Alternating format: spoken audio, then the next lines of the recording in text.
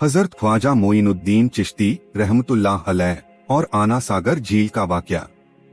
एक बार हजरत ख्वाजा मोइनुद्दीन चिश्ती रहमतुल्लाह अलैह इस्लाम का पैगाम फैलाने की नियत से अपने कुछ मुरीदों के साथ अजमेर शरीफ के एक स्थान पर तशरीफ लाए। जिस मुकाम पर हजरत ख्वाजा मोइनुद्दीन चिश्ती रहमतुल्लाह अलैह ने कयाम किया, वहाँ के करीब ही एक बड़ा तालाब था जिसे स्थानीय हिंदू लोग आना सागर कहते थे।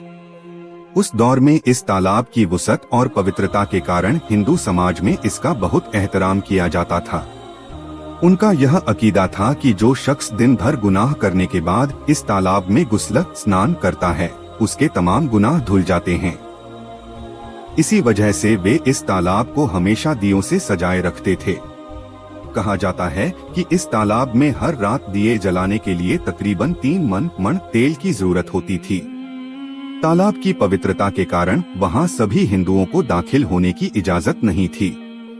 सिर्फ आला तबके के ब्राह्मण ही वहां गुस्ल कर सकते थे और तालाब के पानी को छू सकते थे। उनका यह मानना था कि अगर ब्राह्मणों के अलावा कोई और तालाब के पानी को छू ले तो पानी नापाक हो जाएगा। हजरत ख्वाजा मोइनुद्दीन चिश्ती रहमतुल्लाह अलैह और उनके मुरीद लंबे सफर से थके हुए थे। कुछ देर आराम फरमाने के बाद जब नमाज का वक्त हुआ तो ख्वाजा मोइनुद्दीन चिश्ती रहमतुल्लाह अलैह ने हजरत बख्तियार काकी रहमतुल्लाह अलैह को अजान देने का हुक्म दिया। हुक्म पाकर हजरत बख्तियार काकी ने अजान देना शुरू किया। उस वक्त हिंदुस्तान में तौहीद का पैगाम और अजान के अल्फाज किसी ने नहीं सुने थे। जब लोगों ने पहली बार अजान के अल्फाज सुने तो उनके दरमियान हलचल मच गई। लोग अपने घरों से बाहर आकर एक दूसरे से कहने लगे, ये फकीर लोग कहां से आ गए और ये क्या पढ़ रहे हैं। अजान खत्म होने के बाद हजरत ख्वाजा मोइनुद्दीन चिश्ती रहमतुल्लाह अलैह और उनके साथियों ने आना सागर तालाब पर जाकर वुजू करना शुरू किया। जब हिंदू पुजारियों ने देखा कि एक अजनबी दरवेश उनके मखसूस तालाब का इस्तेमाल कर रहा है तो उनके दिल में गुस्से की आग भड़क उठी। एक पुजारी बोला, यह दरवेश कहां से आ गया? बिना हमारी इजाजत के इसने हमारे पाक तालाब को हाथ लगा दिया। हम इस तालाब को कितना मुकद्दस मानते हैं और इन मुसाफिरों ने इसे नापाक कर दिया है। इसका कोई हल निकालना ही होगा। इसके बाद हजरत ख्वाजा मोइनुद्दीन चिश्ती रहमतुल्लाह अलैह ने तमाम साथियों के साथ मिलकर जमात के साथ नमाज अदा की। लोग यह मंजर देखने लगे और कहने लगे, यह तो कोई अजीब फकीर है। हमारे मंदिरों में सब देवी देवता मौजूद हैं और ये उनकी इबादत न करके किसी नए खुदा की इबादत कर रहा है। अगर मंदिर के बाहर भी कोई खुदा है तो उसे भी मंदिर में रखा जाना चाहिए ताकि लोग उसकी भी पूजा कर सकें। शाम ढलने लगी। शाम होते ही राजा पृथ्वीराज के ऊंटों के चरवाहे अपने ऊंट लेकर उस जगह पहुँचे। इत्तेफाक से हजरत ख्वाजा मोइनुद्दीन चिश्ती रहमतुल्लाह अलैह उसी जगह पर तशरीफ फरमा थे जहां आमतौर पर राजा के ऊंट आराम किया करते थे। चरवाहों ने देखा कि एक दरवेश का काफिला उनके मुकाम पर आकर बैठा है। उन्होंने हजरत ख्वाजा मोइनुद्दीन चिश्ती और उनके साथियों से कहा, अरे फकीर बाबा, आप कहां से तशरीफ लाए हैं और यहां आकर बैठ गए? क्या आपको मालूम नहीं कि यहाँ रोजाना राजा पृथ्वीराज के ऊंट आराम फरमाते हैं? राजा के ऊंट यहाँ आराम करते हैं, यह जानते हुए भी आपने यहाँ बैठने की जुर्रत कैसे की? हजरत ख्वाजा मोइनुद्दीन चिश्ती रहमतुल्लाह अलैह ने उन चरवाहों को नरमी से जवाब दिया, बाबा, हम मुसाफिर हैं और अनजान हैं। हमें मालूम नहीं था कि इस मुकाम पर राजा के ऊंट आराम करते हैं। चूंकि हम पहले ही यहाँ रात गुजारने का इरादा कर चुके हैं, तुम अपने ऊंटों को आज किसी और जगह आराम देने ले जाओ। आसपास बहुत सी जगहें हैं। हजरत ख्वाजा मोइनुद्दीन चिश्ती रहमतुल्लाह अलैह का जवाब सुनकर पृथ्वीराज के चरवाहे बोले, फकीर की हिम्मत तो देखो। कहता है कि राजा के ऊंटों को कहीं और ले जाएं और खुद यहाँ बैठे रहेंगे। फकीर बाबा, यह तो हरगिज मुमकिन नहीं है। राजा के ऊंट अपने ही मुकाम पर बैठेंगे। यह कहकर चरवाहों ने हजरत ख्वाजा मोइनुद्दीन चिश्ती और उनके साथियों को वहां से उठाने के लिए दुर्व्यवहार करना शुरू कर दिया। हजरत ख्वाजा मोइनुद्दीन चिश्ती रहमतुल्लाह अलैह बहुत ही सरल स्वभाव के थे। जब उन्होंने देखा कि चरवाहे दुर्व्यवहार कर रहे हैं तो उन्होंने बख्तियार काकी रहमतुल्लाह अलैह से कहा, बख्तियार, हम यहाँ बैठकर क्या करेंगे? जब राजा के ऊँटों को यहीं बैठाना है तो रहने दो। ऊँट यहीं बैठें, हम यहाँ से जा रहे हैं। यह कहकर हजरत ख्वाजा मोइनुद्दीन चिश्ती रहमतुल्लाह अलैह अपने साथियों के साथ वहां से चले गए। अगली सुबह जब ऊँटों को फिर से चरागाह में ले जाने का समय आया तो चरवाहे ऊँटों को उठाने की कोशिश करने लगे, लेकिन बार बार कोशिश के बावजूद वे ऊँटों को उठा नहीं सके, क्योंकि अल्लाह के वली हजरत ख्वाजा मोइनुद्दीन चिश्ती ने कहा था कि ऊँट यहीं बैठेंगे। अल्लाह रब्बुल आलमीन ने उनकी यह दुआ कबूल कर ली थी और ऊँटों को आदेश दिया था कि जब तक मोइनुद्दीन चिश्ती खुद नहीं कहेंगे तब तक वे यहीं बैठे रहेंगे। इसके बाद चरवाहे पृथ्वीराज के पास पहुँचे और हाथ जोड़कर निवेदन किया, महाराज, हमने बहुत कोशिश की लेकिन आपके ऊँटों को उनके स्थान से नहीं उठा सके और उन्हें चरागाह में घास चराने नहीं ले जा पा रहे हैं। राजा पृथ्वीराज ने आश्चर्य से पूछा, क्या ऊँटों को कोई बीमारी है जिस कारण वे उठ नहीं पा रहे? चरवाहों ने कहा, महाराज, ऊँट पूरी तरह स्वस्थ हैं, उन्हें कोई बीमारी नहीं है। पृथ्वीराज ने कहा, तो फिर वे अपनी जगह से क्यों नहीं उठ रहे? चरवाहों ने कहा, महाराज, कल उस स्थान पर एक दरवेश बैठे थे। हमने उनके और उनके साथियों के साथ काफी दुर्व्यवहार किया और उन्हें वहां से उठा दिया था। जाते जाते उन्होंने कहा था कि हम जा रहे हैं, राजा के ऊँट यहीं बैठेंगे और उठेंगे नहीं। हमें लगता है कि दरवेश की बद्दुआ के कारण ही ऊँट अपनी जगह से नहीं उठ पा रहे हैं। तब पृथ्वीराज ने हुक्म दिया, अच्छा, जाओ और उस दरवेश को मेरे पास ले आओ। जब हजरत ख्वाजा मोइनुद्दीन चिश्ती रहमतुल्लाह अलैह पृथ्वीराज के दरबार में पहुँचे तो पृथ्वीराज ने उनसे पूछा, ए दरवेश, आपने मेरे ऊँटों को क्यों पंगु बना दिया है?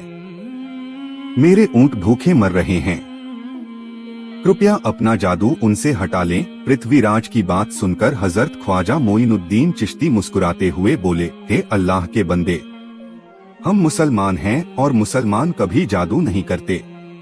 तुम्हारे ऊँटों को मैंने नहीं बल्कि इस संसार के पालनहार महान अल्लाह रब्बुल आलमीन ने बैठाया है। उनकी आज्ञा से ऊँट बैठे हैं और उनकी आज्ञा से ही उठेंगे।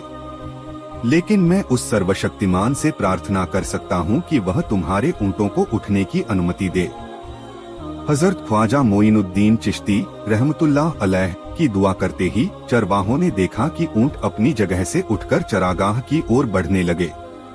यह दृश्य देखकर चरवाहे चकित रह गए और हजरत ख्वाजा मोइनुद्दीन चिश्ती रहमतुल्लाह अलैह की करामात की खबर पूरे अजमेर में फैल गई। जैसे जैसे हिंदुओं के बीच हजरत ख्वाजा मोइनुद्दीन चिश्ती की करामात की बातें फैलने लगीं और इस्लाम की महानता उनके सामने प्रकट होने लगी, मंदिर के पुजारी भयभीत हो गए। वे सोचने लगे कि अगर यही चलता रहा तो सभी हिंदू मुसलमान बन जाएंगे। तब वे पृथ्वीराज के पास पहुँचे और निवेदन किया कि इस दरवेश को यहाँ से भगा दें।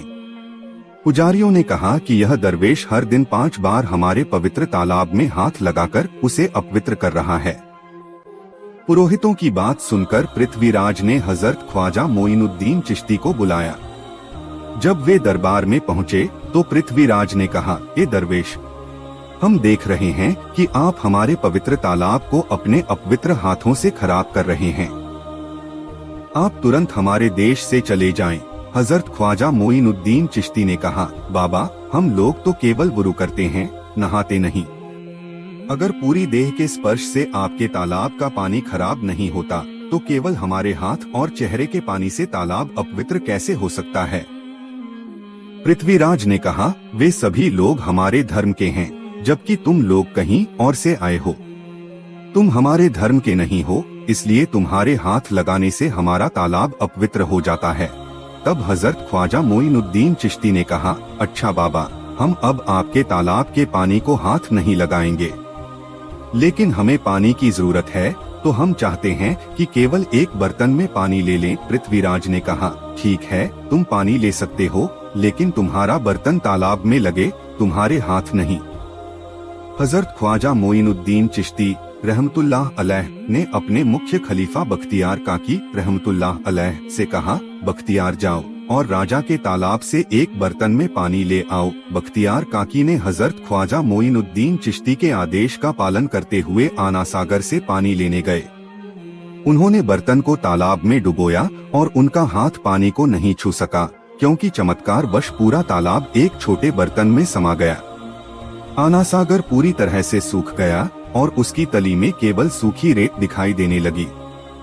जब पुरोहितों ने देखा कि उनके पवित्र तालाब में एक भी बूंद पानी नहीं बची है, तो वे घबराते हुए राजा पृथ्वीराज के पास गए और बोले, महाराज, उस दरवेश ने हमारे पूरे तालाब का पानी ले लिया है। अब हमारे पवित्र तालाब में एक बूंद भी पानी नहीं है। पृथ्वीराज गहरे विचार में पड़ गए। उन्होंने कहा, तुम लोग जाओ और उस दरवेश को मेरे पास बुलाकर लाओ। जब हजरत ख्वाजा मोइनुद्दीन चिश्ती पृथ्वीराज के दरबार में पहुंचे तो पृथ्वीराज ने कहा, ए बाबा, आपने हमारे तालाब का सारा पानी ले लिया है, हम अपने पापों का प्रायश्चित कैसे करेंगे? हजरत ख्वाजा मोइनुद्दीन चिश्ती ने उत्तर दिया, देखो बाबा, पापों को धोने की ताकत इस तालाब के पानी में नहीं है। पापों को माफ करने वाला केवल अल्लाह है। इसलिए मैं तुम्हें इस भ्रम को छोड़कर सही राह पर आने की दावत देता हूँ। वहाँ मौजूद हजारों हिंदू हजरत ख्वाजा मोइनुद्दीन चिश्ती की बातें मंत्रमुग्ध होकर सुन रहे थे। इसके बाद उन्होंने कहा, जाओ बख्तियार, जिस बर्तन में तुमने तालाब का पानी लिया था उसे वापस तालाब में डाल आओ। बख्तियार काकी ने हुक्म से आना सागर में बर्तन का पानी डाला। जैसे ही बर्तन का पानी तालाब में डाला, आना सागर फिर से पानी से लबालब भर गया। इस चमत्कार को देखकर वहां मौजूद कई हिंदुओं ने कलमा पढ़कर इस्लाम कबूल कर लिया। यह देखकर हिंदू पुरोहितों की चिंता बढ़ गई। उन्होंने पृथ्वीराज से कहा, यह दरवेश एक बड़ा जादूगर है, इसका मुकाबला जादू से करना होगा। हमारे बीच एक बड़े पुरोहित और जादूगर रामदेव हैं, उन्हें इसके मुकाबले में भेजें। पृथ्वीराज ने रामदेव को बुलाकर कहा, रामदेव, मैं तुम्हें इस दरवेश को जादू से हराने की जिम्मेदारी दे रहा हूँ।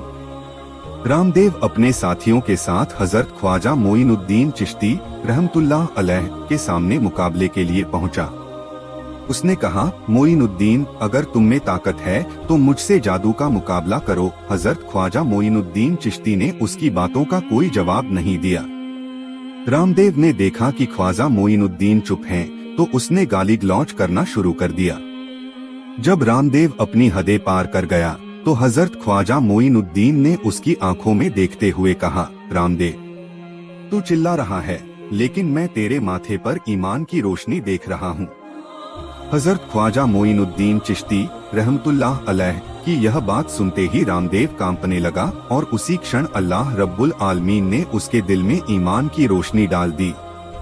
रामदेव हजरत ख्वाजा मोइनुद्दीन चिश्ती के चरणों में गिर पड़ा और बोला, हे अल्लाह के वली, मैंने आपके साथ बहुत बदअदबी की है, मुझे माफ करें और मुझे कलमा पढ़ाकर इस्लाम की राह दिखाएं। हजरत ख्वाजा मोइनुद्दीन चिश्ती रहमतुल्लाह अलैह ने रामदेव को कलमा पढ़ाया और उनका नाम रखा मोहम्मद सादिक। इतिहास बताता है कि बाद में रामदेव मोहम्मद सादिक के रूप में एक बड़े अल्लाह के वली बन गए।